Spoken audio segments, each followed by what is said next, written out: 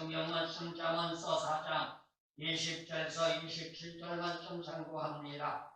내 아들아 내 말에 주의하며 나의 이르는 것에 네 귀를 기울이라. 그것을 네 눈에서 떠나게 말며 네 마음속에 지키라. 그것은 얻는 자에게 생명이 되며 그 온 육체의 건강이 됨이니라. 무릇 지킬 만한 것보다 더욱 네 마음을 지키라. 생명의 근원이 위에서 남이니라. 괴물을 네 입에서 버리며 사고를 네 입에서 멀리하라. 네 눈은 바로우며 네 눈꺼풀은 네 앞을 곧게 살펴 네 발에 행할 적경을 평탄케 하며 네 모든 길을 든든히 하라. 우편으로나 좌편으로나 치우치지 말고 네 발을 악에서 떠나게 하라. 아멘. 오늘 성경 말씀 잠언서 4장 20절에서 27절 말씀 보면 잠언서 기자는 우리들에게 생명과 건강의 문제에 대하여 교훈해주고 있는 것을 보게 됩니다. 더욱이 22절 말씀 볼 때 그것은 얻는 자에게 생명이 되며 그 온 육체의 건강이 됨이니라 라고 우리에게 말하고 있습니다. 어떠할 때 우리가 생명의 건강함을 얻을까요? 진리의 복음 말씀 안에 들어가 예수를 영접하고 주님이 함께한 임마누엘 역사 속에 에벤네스의 도움을 받고 나갈 때 우리의 생명이 강건하며 육신의 삶이 축복으로 변화되는 줄로 믿습니다. 그래서 오늘 성경 말씀의 주제는 건강한 삶은 생명과 연결된다. 이러한 말씀의 주제를 잡아봤습니다. 어느 누구를 막론하고 삶의 생활을 살면서 예수를 믿는 사람이 깨닫는 것이 있다면 행복이라는 명제는 누가 만들어주는 것이 아니라는 것을 알게 됩니다. 이거는 예수 믿는 사람만은 아닐 겁니다. 세상을 살아가는 사람도 역시 예인은 아닙니다. 그렇다면 인간 삶의 행복은 어떻게 이루어져요? 나 자신이 성취해야 한다는 말이에요. 그리고 건강한 삶을 유지해 나갈 때 인간 삶의 행복이란 두 글자가 주어지는 역사가 나타난다는 것을 우리는 잊지 말아야 될 줄로 믿습니다. 이유가 뭘까요? 강호장사라 할지라도 육신이 병이 들게 되면 그 병든 날부터 그의 삶은 누가 되었든지 간에 지옥과 같은 삶이 될 수밖에 없고 그것이 지속되게 되면 우울증으로 말미암아 시달리다가 결국은 멸망의 길로 자초하며 자기가 들어갈 수밖에 없다는 것을 말해주고 있는 것입니다. 이거는 너 누구를 막론하고 예의가 될 수 없습니다. 나는 예의야, 나는 그렇지 않아 라고 장담할 자 아무도 없단 말입니다. 다만 이러한 전제의 조건이 이루어지지 않기 위하여 예수 믿는 사람은 오늘 성경 말씀 잠언서 기자가 말한 것처럼 하나님의 진리 말씀에 접목되어 말씀대로 살아가며 하나님의 도움을 받는 일밖에 없다고 말할 수 있습니다. 그렇다면 과연 우리는 어떻게 할까요? 믿는 자는 합력하여 선을 이루어 나가야 합니다. 오늘날 대다수의 사람들이 합력하여 선을 이루어가면 대단히들 좋아하지요. 그런데 그 합력하여 선을 이루는 근본적인 본질 목적을 착각하고 있단 말입니다. 왜 그럴까요? 대다수의 사람들을 보면 합력하여 선을 이루는 타이틀은 좋아하는데 그 합력하여 선을 이루는 목적의 근본을 잘못 깨닫다 보니 자기의 생각과 자기의 견해와 자기의 방법에 합력하자고들 말하고 있습니다. 그거는 신앙 안에서 합력이 아닙니다. 그렇다면 신앙 안의 합력은 뭐예요? 나 너가 다 같이 한 자리씩 양보하고 예수 말씀 안에 하나가 되어 나가는 것이 합력하여 선을 이루는 겁니다. 그렇기 때문에 예수 믿는 사람에게 합력하여 쓰는 것은 나와 너 그리고 거기에 예수님이 개입돼야 합니다. 나와 너만이 개입되면 합력하여 선을 이루어갈 때 분명코 거기에 개입하는 존재가 있는데 사단과 이가 개입한단 말이에요. 그러면 어떻게 돼요? 분쟁이 일어납니다. 시끄럽습니다. 다툼이 일어납니다. 그러나 하나님의 영, 성령, 예수님이 우리에게와 같이 하게 되면 너도 나도 한 발짝씩 양보하고 낮아지게 되고 겸허해지게 되고 겸손해지게 되고 나보다는 너를 먼저라는 구호를 가지고 나아갈 수 있는 삶이 되니 어찌 번세 가면들이 대입할 틈이 없게 되는 것이죠. 그렇다면 인간 삶의 건강은 생명과도 연관성이 있다는 것을 오늘 말씀을 통해 우리에게 말합니다. 육신적인 건강을 소유하고자 한다면 무엇부터 건강해야 돼요? 정신적인 문제부터 건강해야 한단 말입니다. 이유가 뭘까요? 육신적인 문제는 스트레스가 근원입니다. 모든 질고의 질병은 스트레스에서부터 오는 겁니다. 스트레스는 어디에서 생겨요? 마음에서 생기는 거지요. 이는 바로 생명과 연관되는 것이죠. 스트레스가 심해 건강이 악화되게 되면 결국 생명의 문제가 대두될 수밖에 없다는 말입니다. 믿는 자로 영광된 삶이 되고자 한다면 신앙적인 삶부터 정상적인 길대로 나가야 한다는 것 또한 잊지 말아야 될 줄로 믿습니다. 그렇게 하기 위해서는 믿는 자의 삶의 생활에 있어서 정신적인 면과 육신적인 면이 강력해서 선을 이룬 삶의 역사가 성립돼야 한다는 거예요. 여기는 누가 개입돼야 돼요? 예수님이 개입돼야 하고 하나님이 개입돼야 하고 성령님이 개입돼야 하고 그것을 한마디로 말하면 진리 안의 삶으로 접목시켜 나가야 한다는 겁니다. 만약에 어느 한쪽에를 일으켜주면 우리 인생 삶의 문제가 발생할 수밖에 없습니다. 건강한 신앙적인 삶을 유지하려 한다면 진리 안의 삶으로 나가면서 정상적인 궤도를 유지해야 한단 말이에요. 어제 은혜 받고 어제 말씀 받고 살았다고 오늘 이루어지는 건 아닙니다. 어제 은혜 받고 어제 말씀대로 살았다면 오늘도 그 말씀과 그 은혜를 유지하며 더욱 발돋움해서 한 단계 한 단계 업그레이드 시켜 적선성을 향하여 달려갈 때 하나님의 영광의 축복은 우리를 도와주시는 아름다운 역사가 있는 줄로 믿습니다. 이를 합력해서 선을 이루는 삶이라고 말할 수 있는 거죠. 인격적인 사회성이 되어야 합니다. 예수 믿는 사람이 인격이 있어야 합니다. 과거와 미래가 관계 성립으로 동행해야만 합니다. 이 말은 무슨 말일까요? 시종일관한 신앙의 삶으로 살아가는 말이에요. 여기에는 심령 상태의 내재와 조언적인 역사가 연관되어져야 한다는 겁니다. 강력하여 선을 이룬다는 것은 다른 말로 말하면 더불어 살아간다는 말이고 합리적인 관계로 인간 삶의 원동력이 함께라는 명기 아래 나 자신만이 아니라 공동체 모두가 건강한 체계로 변화되어 나갈 수 있는 출발점이라고 할 수 있는 겁니다. 이는 한 개인만의 문제는 아닙니다. 한 인간이 건강하면 오장육부가 튼튼해야 하는 것처럼 가정과 사회와 공동체로 진리 안에서 합력해 나갈 때 튼튼한 발육적인 역사가 되길 수 있다는 것이죠. 그래서 의사들은 말합니다. 다원적인 운동을 하라고요. 건강을 유지하기를 원하면 다원적인 운동을 하는데요.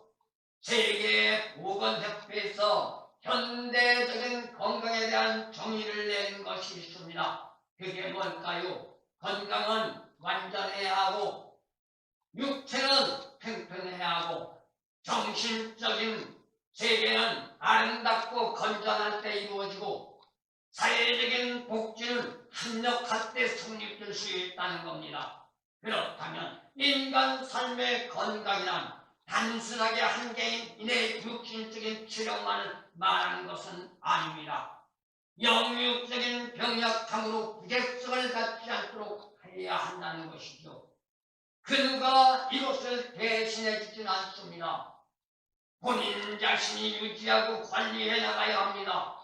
그리고 건강한 삶의 생활이 이렇게 이어질 때 성립될 수 있습니다. 나름대로 정의를 내리기 전에 인간 삶에 대한 다원적인 건강함을 성립해 나갈 수 있는 사회적인 체제도 성립돼야만 될 것입니다. 단순한 유토피아적인 망상에만 사로잡힌 것이 아니라 건강한 삶의 생활을 할 수 있는 사회적인 체제의 성립이 이루어질 때 너도 나도 모두가 하나가 되어 하나의 목적 안에서 아름직할 수 있는 축복의 길이 열려질 수 있다는 것입니다. 이게 바로 합력해서 선을 이뤄나가는 삶이라고 말할 수 있습니다. 그리고 또 한 가지, 합력할 때 어떤 문제가 나와요? 건강한 삶이 성립될 수 있단 말이에요. 세상 모든 것을 얻었다 할지라도 건강이 허용되지 않는다면 전도서 기자가 고백한 것처럼 헛되고 헛된 삶이 될 수밖에 없습니다. 하지만 현 시대는 유물론 시대로 변먹이면서 대다수가 풍성하게 소유한 것이 복이라고 생각하다 보니 삶의 초점은 수단과 방법을 가리지 않고 너라를 막론하고 소유하기에 급급한 시대가 되어버리고 말았단 말입니다. 그러나 병의하이한 철학적인 사고로 본다면 이러한 전제 조건들은 금상첨화라고 말할 수 있겠지만 믿는 자의 입장에서 본다면 문제가 될 수밖에 없단 말입니다. 그렇기 때문에 옛 어른들이 교훈하는 명심보감에 나가서 보더라도 지족자는 빈천명약이요 부지족자는 부귀명운이라고 말하고 있습니다.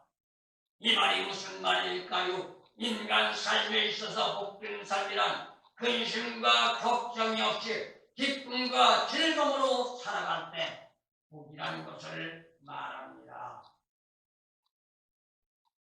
그렇다면 인간 삶에 있어서 건강한 삶은 어떻게 이루어나갈까요?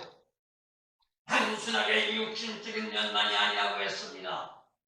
거기에는 부가적으로 정신면까지도 편안하게 안정을 취하며 살아가는 것이 진정한 건강을 유지하는 비결이요 행복을 찾을 수 있는 방법이라는 것이죠.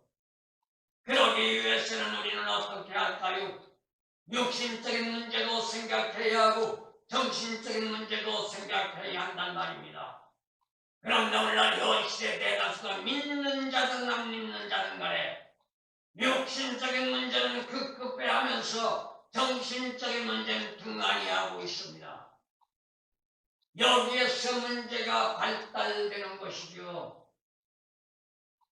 이를 성경적으로 말한다면 칼빈주의에서는 영육을 말하고 있습니다. 영과 육이 간거래야 한다는 겁니다. 알미니안주의에서는 영과 혼과 육을 말하고 있습니다. 그래서 장르교 신학에서는 이분서를 말하고 알미니안주의에서는 삼분서를 말합니다. 하지만 어떻게 본다면 그 많은 인간처럼 복잡한 분계자도 없을 겁니다. 인간 삶의 치명타라고 할 수 있는 질고는 예고하며 찾아오는 게 아닙니다. 예고 없이 찾아옵니다. 그런데 예고가 없는 게 아니에요.